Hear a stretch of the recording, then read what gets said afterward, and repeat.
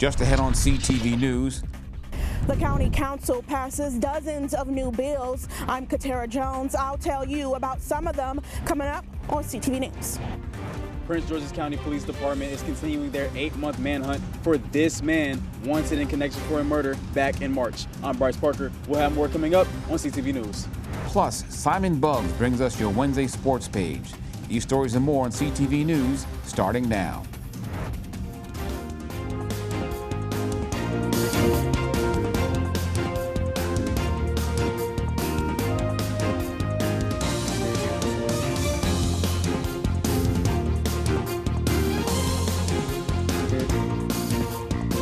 Good evening, this is CTV News for November 20th. I'm Michaela Newton. Thanks so much for joining us.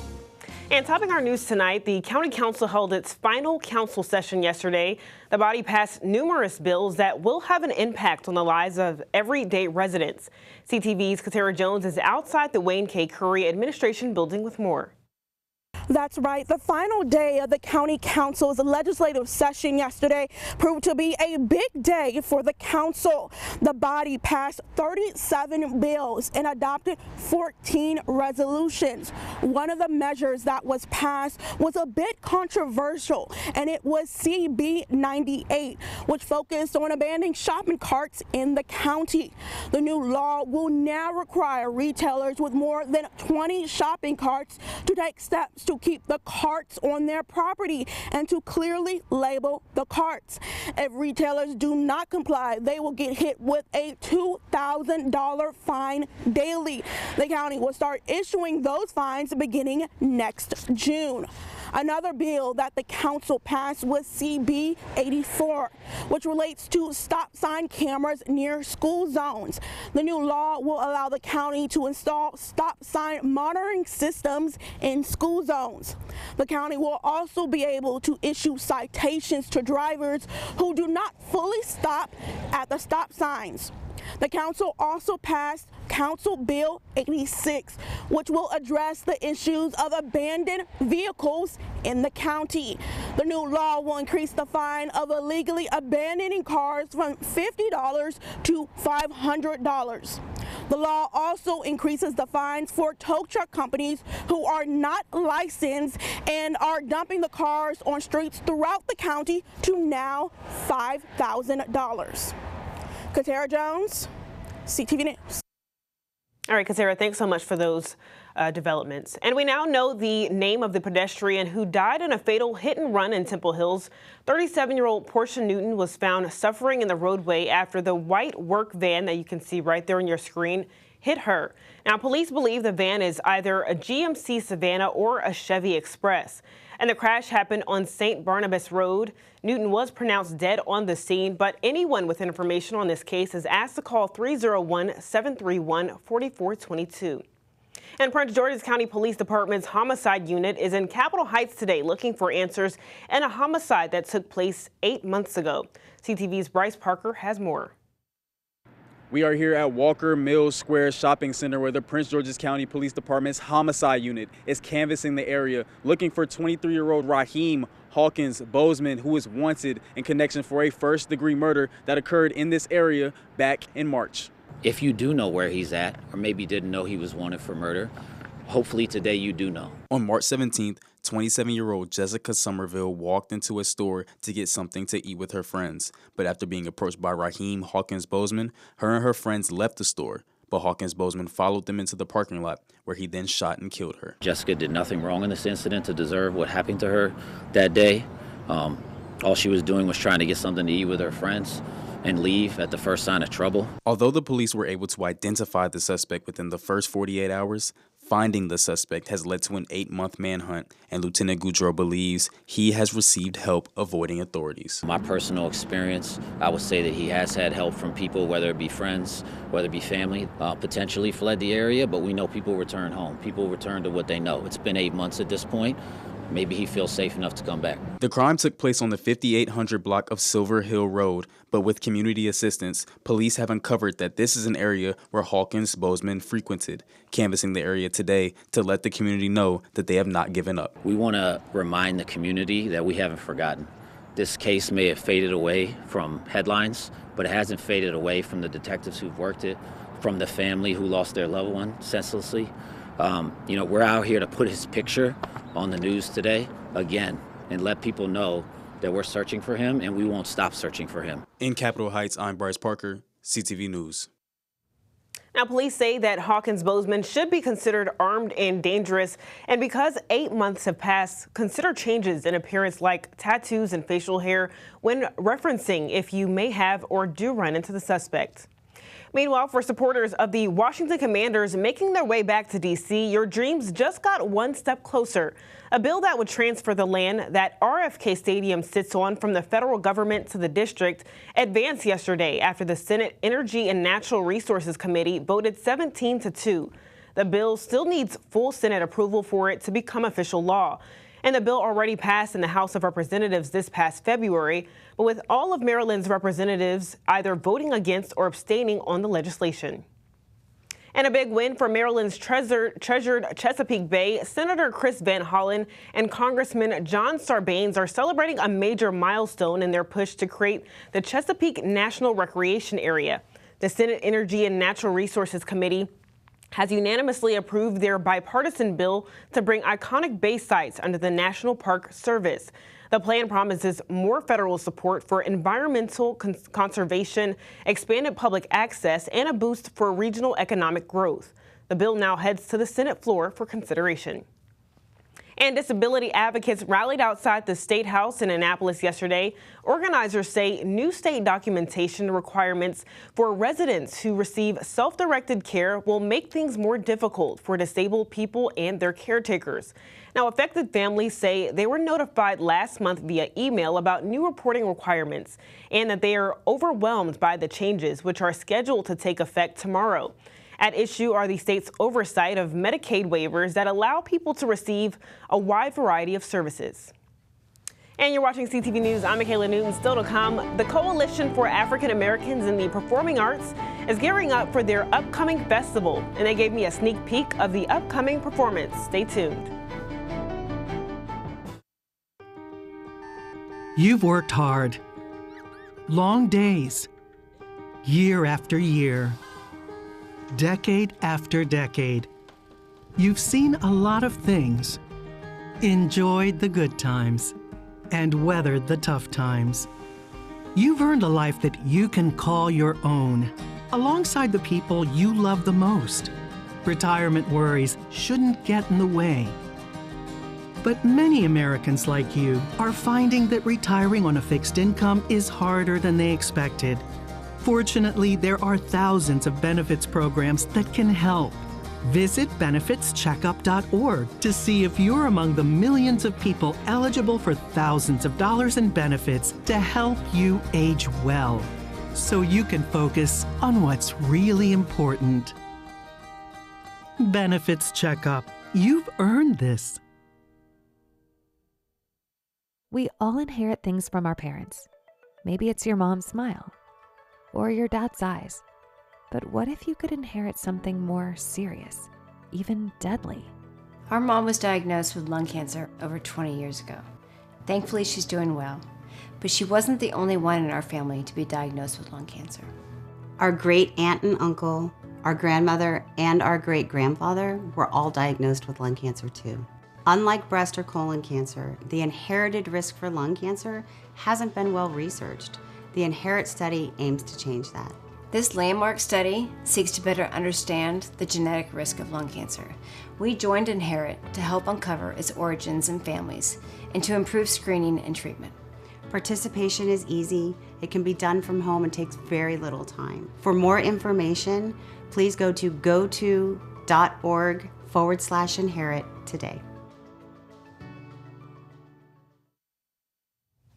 Thanks for sticking with us. The Department of Homeland Security has issued a warning to law enforcement across D.C., Maryland, and Virginia concerning a Venezuelan criminal gang. The gang, known as Tren de Aragua, is growing both in size and violence across the region. Now, the gang has been connected to crimes in 16 other states, and back in July, the White House issued a statement offering up to $12 million in financial rewards for information leading to the arrest and conviction of the gang's 3 leaders. Meanwhile, a powerful call to action illuminated the National Mall with hope and urgency. Mothers Against Drunk Driving lit 10,000 candles Monday night on the National Mall, each symbolizing a life that could be saved by the Halt Drunk Driving Act. The bipartisan law passed in 2021 requires all new cars to feature anti-drunk driving technology by 2026. Advocates and lawmakers, including NTSB Chair Jennifer Homendy, are urging the Department of Transportation to act swiftly as drunk driving claims 13,000 lives annually. Since 2019, drunk driving deaths have increased by 33% to more than 13,000 people killed every year. We are in the midst of a national crisis on our roads. We're fighting for the 560,000 people and counting whose lives were cut short by drunk driving crashes since 1982, which is when the National Highway Traffic Safety Administration started tracking this crisis. My sister Rima was a physician. She went into the field because saving lives is what mattered to her. And so I feel like we're doing her work. And the fact that the law is named after them, it's such an honor because it cements their legacy of commitment to community and commitment to safety. Now, MAD has led the fight to end impaired driving for over 40 years, championing stronger laws, victim support, and new technology to save lives. The group has been a driving force behind life-saving legislation, including raising the drinking age to 21 and mandatory seatbelt laws. Well, Maryland ranks among the worst states for incarcerating inmates for crimes committed as children, and that's according to a new report by Human Rights for Kids. Now, the report reveals 6% of the state's prison population started their sentences as minors, trailing only Louisiana, Wisconsin, and South Carolina. Now, minorities are the hardest hit, making up over 90% of those charged as children and still serving time as adults. The report calls for urgent reforms, including banning solitary confinement for minors and housing children separately from adults. Now, advocates and lawmakers say the findings underscore the need for changes in Maryland's juvenile justice system. Brown is joining 32 other states' attorneys general in urging Congress to pass the bipartisan Kids Online Safety Act before the end of the year. The bill aims to protect kids from the dangers of social media, as studies show minors spend over 5 hours a day online, impacting their mental health. Now, key provisions of the bill include automatic safety settings for kids, tools to prevent addiction, and better resources for parents to track harmful content.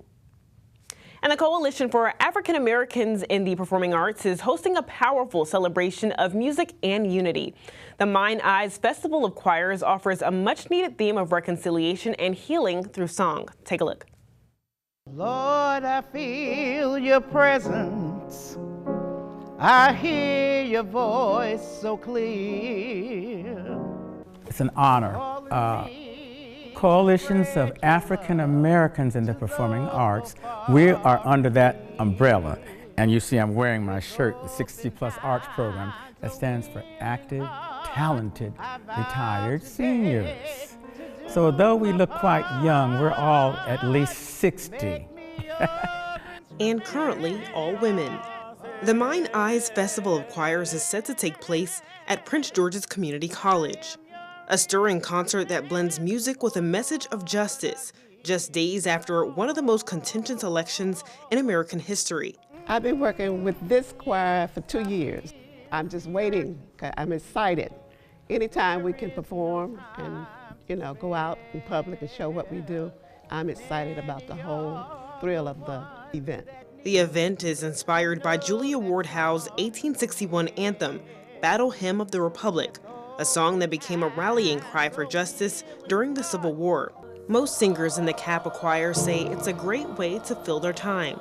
I was looking for something to do every day because I lost my husband in 2018. And I was looking for something that would really fulfill me because my life's work was teaching in the Prince George's County public school system for 34 years. And I decided that this was my place. Felt like home. This event is about lifting spirits, bridging divides, and creating harmony, a powerful reminder that music can heal and inspire, no matter the time or place. And again, this show is this Saturday, November 23rd at 2 p.m. at Prince George's Community College. But for more information about tickets, you can call 301-839-1444. Well, a new ranking shows the best states for teachers in 2024, and Maryland comes in at number 5. And the top 4 were New York, Washington, Virginia, and Utah. Maryland takes the number 1 spot in academic work and environment rank for teachers, also coming in at 17 for opportunity and competition rank. The Wallet Hub rankings were based on compensation, tenure protection, state spending per student, and school system quality and turnover rates. And so to come on CTV News, Thanksgiving is next week, and you can't celebrate Turkey Day without turkey. With Thanksgiving right around the corner, we decided to stop by Show Enough Turkey Farm to see how things are going. I'm Byron Scott. Will tell you all about it coming up. Having a safe home is essential to many aspects of our lives. From a sense of community and safety, to physical and mental health, to economic security and independence. Most homes in our communities are not accessible and are not designed to accommodate the changes that come with age, including the risk of falling.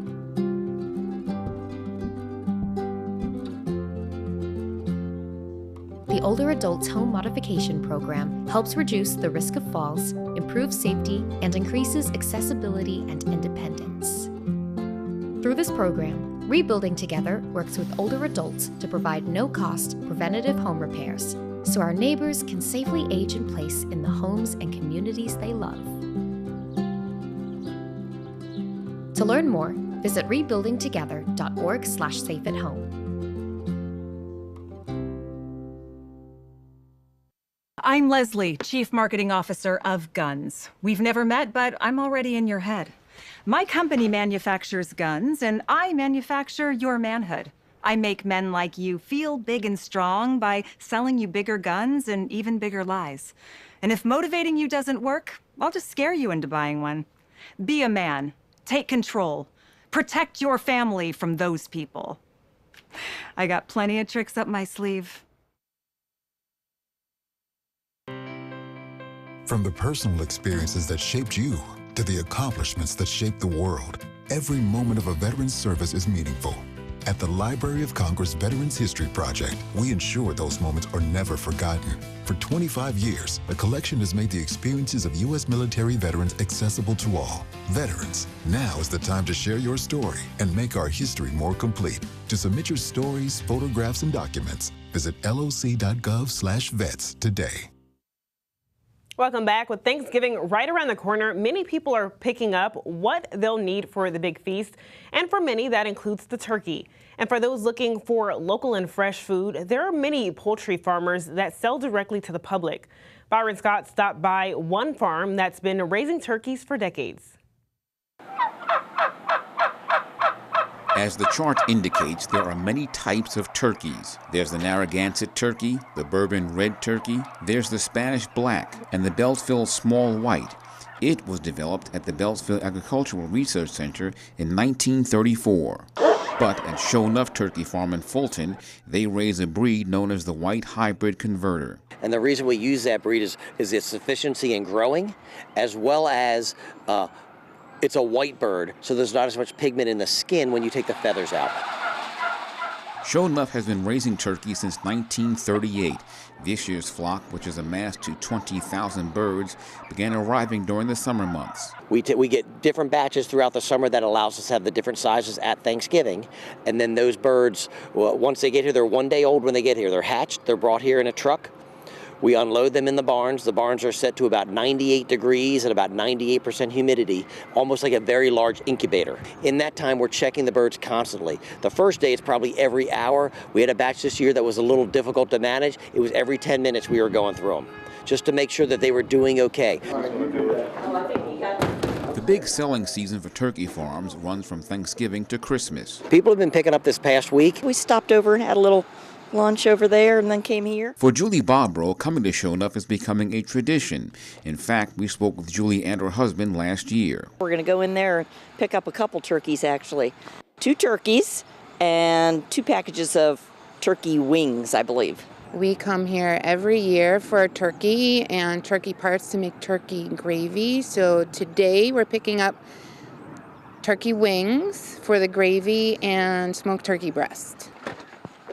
To be sure, Show Enough depends on customers who are looking for fresh and locally grown food. I think the biggest difference in our turkeys, and we've talked about this in past years, is they're never put on the only time they're on a truck is when they're 1 day old and trucked here.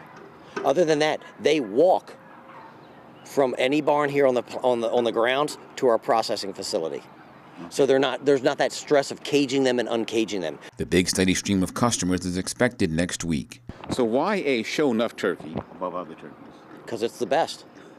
I mean, what else can I say? People ask me that. I've only had a Show Enough turkey for probably the last 45 years, so I really don't have a lot to compare it to. But from the line, we must be doing something right. At Show Enough Turkey Farm, Byron Scott, CTV News. All right, Byron, thanks so much. Well, droughts in the Northeast have sparked concerns about Christmas tree shortages for the upcoming holiday. And according to a Fox Business report, some farmers say that up to a quarter of young trees have been lost due to unusually dry conditions. Older trees planted 10 to 15 years ago have not been affected, so customers will not see shortages or price hikes this Christmas. Christmas tree prices have been climbing in recent years. In 2023, prices were up 15% according to Forbes.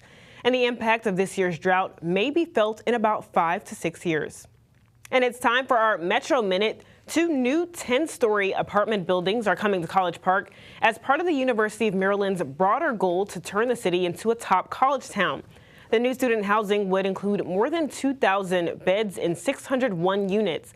And after 30 years of playing the Maryland lottery, a Prince George's father hits the jackpot, winning $50,000. The dad plans to invest his money, buy a new car, and spoil his kids this holiday season. And Prince George's residents can help children in the county by donating to toys for tots.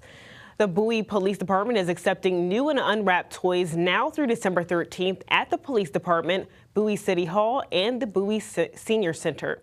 And staying in the holiday spirit, starting November 30th through December 22nd, the National Harbor will be hosting their new Christmas market and holiday craft show. It will be held every Saturday and Sunday from 11 a.m. to 4 p.m. on American Way. And so to come on CTV News, Simon Buggs is here with our Wednesday sports page. That's right, Michaela. We have some great college hoops highlights in store for today. What's going on, everybody? Don't move, because coming right up, the PGCC women's basketball squad was in action yesterday. And could Lady Owls hold off and run a community college to remain undefeated? Find out after this commercial break. Be right back. Children everywhere are waiting to open their presents under the tree. But for Native American children, holiday wishes can look a lot different. My holiday wish is to be warm. Many of these boys and girls live in deep poverty and have for generations. I wish for a yummy holiday meal. But for the students who spend much of their year at St. Joseph's Indian School, the holidays aren't just about wishes. They're about hope for the future. My holiday wish is to have a brighter future. And thanks to St. Joe's, it's coming true. And at St. Joseph's, an impressive 96% of students graduate high school, putting their dreams and wishes within reach. Merry Christmas from all of us at St. Joseph's Indian School. Learn how holiday wishes come true at stjo.org today. Mom, why is there stuff out here?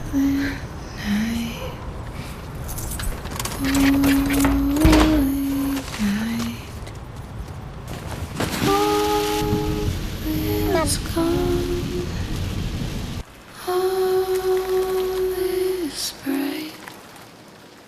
I just need a minute, okay? I know, I'm sorry. Hey, can't stay here. Okay.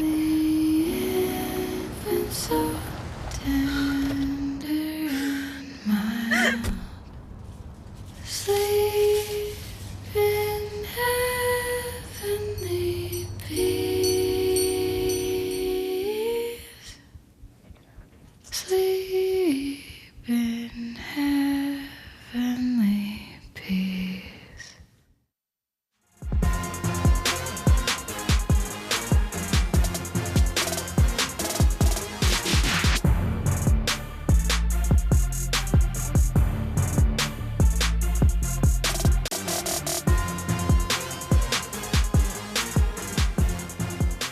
What up, sports fans? We begin your Wednesday sports page with some college hoop news as I have some highlights for you. The PGCC women's basketball squad looked to remain undefeated last night as the Lady Owls took the court against Anne Arundel Community College. The first quarter was nip and tuck as the Lady Owls only finished with a 20-15 lead over the Lady Riverhawks. But in the second quarter, shots like the second chance bucket from forward Alina Membrino in the paint, this tray ball hit by guard Tamia Washington, who had 24 points in the matchup, and another triple, this time made by Nia Grimes, coming off of an assist by Washington, combined with the Lady Owls' ability to come up with some steals, helped them go on a 25-8 run in the quarter. And PGCC was up 45-23 on Anne Arundel at the half. In the third quarter, PGCC kept their foot on the gas, finishing well in traffic and playing more solid defense against the Lady Riverhawks. And PGCC left Novak Fieldhouse with the dub as they kept their lead over the next two quarters and blew out Anne Arundel 89-55. The Lady Owls remain undefeated at 4-0. The Lady Owls will return to action against Hagerstown Community College on December 4th. The men's basketball team took the court soon afterwards against Anne Arundel as well, and the Owls soared past the Riverhawks, beating them 89-52 as well. Their next opponent will be Navy JV tomorrow at 6:30. Sticking with college hoops news, the UMD men's basketball squad is red hot to start the season. The Terps are currently 4-1 on the young season and are coming off of an absolutely dominating win against Canisius last night, beating them 108-37. The Terps will travel to New Jersey to take on Villanova next in the Satva Empire Classic on Sunday. Moving on to the major leagues, the Orioles almost had back-to-back Rookie of the Year winners as outfielder Colton Cowser finished in second place for the award. The winner, Yankees pitcher Luis Gil, beat Cowser by just 5 points, 106-101. It was a great season for the Texas native, batting .243 to go along with a .447 slugging percentage, 24 home runs, which led all American League rookies, as well as 69 RBIs and 153 games played. Although Cowser missed out on the award, one thing is certain, the future's definitely bright in Baltimore. And wrapping up sports, the Washington Capitals star Alexander Ovechkin will miss some time after being placed on injured reserve. This comes after the 12-time All-Star suffered a leg injury in the team's game against the Utah Hockey Club on Monday night. This injury also puts Ovechkin's chase of Hall of Famer Wayne Gretzky's goal record on hold. The Russian native is just 27 goals shy of breaking the record, as he has 868 goals to Gretzky's 894.